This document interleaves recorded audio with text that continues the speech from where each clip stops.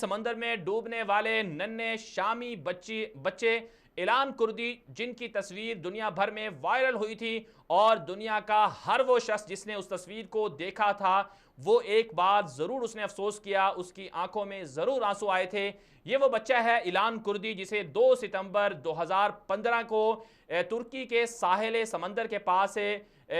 مردہ حالت میں دیکھا گیا تھا، پایا گیا تھا۔ ان کی تصویر وائرل ہوئی تھی اور دنیا بھر میں سوشل میڈیا پر لوگوں نے اس تصویر کو لگایا تھا اور لوگوں نے اس تصویر کو لگانے کے بعد جو بشار الاسد کے مظالم تھے، یورپ کے مظالم تھے، عالمی طاقتوں کی جو خانہ جنگی تھی، اس مظالم کے خلاف بھرپور مذمت کی تھی۔ آج بھی شام کے اندر 10 سے 15 لاکھ کے قریب لوگ مارے جا چکے ہیں اور شام کے تقریباً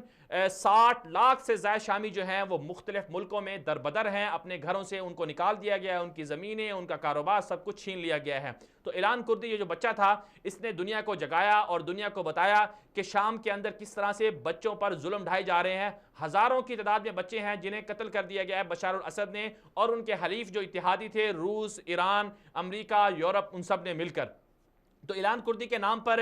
جرمنی کے اندر ایک امدادی بحری جہاز تھا، اسے موسوم کیا گیا ہے۔ اس جہاز کا پہلے نام کوئی اور تھا، اس جہاز کے نام کو اعلان کردی کا نام دیا گیا ہے۔ یہ ایک اچھا فیصلہ ہے۔ اسپین کے اندر جو ہے یہ ایک تقریب ہوئی ہے اس جہاز کے نام کو تبدیل کرنے کے حوالے سے۔ اس میں اعلان کردی کے والد، ان کی بہن اور ان کے دیگر رشتہ دار بھی موجود تھے۔ ان کے والد نے کہا کہ ہمیں بہت خوشی ہے کہ ہمارا وہ بچہ جس نے دنیا کو جگایا تھا ان کے نام سے جہاز کو موسوم کیا گیا ہے اور جرمنی نے موسوم کیا ہے، وہ جرمنی جو شامی مہاجرین کو جرمنی میں داخل ہونے سے روک رہا تھا، وہ جرمنی جو شامی مہاجرین کو یورپ میں داخلے سے پریشان تھا اور ترکی کو کہہ رہا تھا کہ ہم آپ کو نیٹو میں شامل کر لیں گے، یورپی یونین میں شامل کر لیں گے، شامی مہاجرین کو اپنے پاس ہی رکھو، یورپ میں نہ آنے دو۔ اعلان کردی کے نام پر یہ جہاز کا موسوم ہونا دنیا کے لیے ایک طرح سے یاد بنے گا، دنیا کو پتہ چلے گا کہ شام کے اندر کس طرح سے بچوں کا قتل عام کیا ہے ان لوگوں نے، اسلحے کے بیوپاروں نے۔ وہ لوگ جو عوام پر اسلحے کا تجربہ کر رہے تھے ان کا حقیقی چہرہ اور اصل چہرہ، مکروہ چہرہ جو ہے وہ سامنے آئے گا۔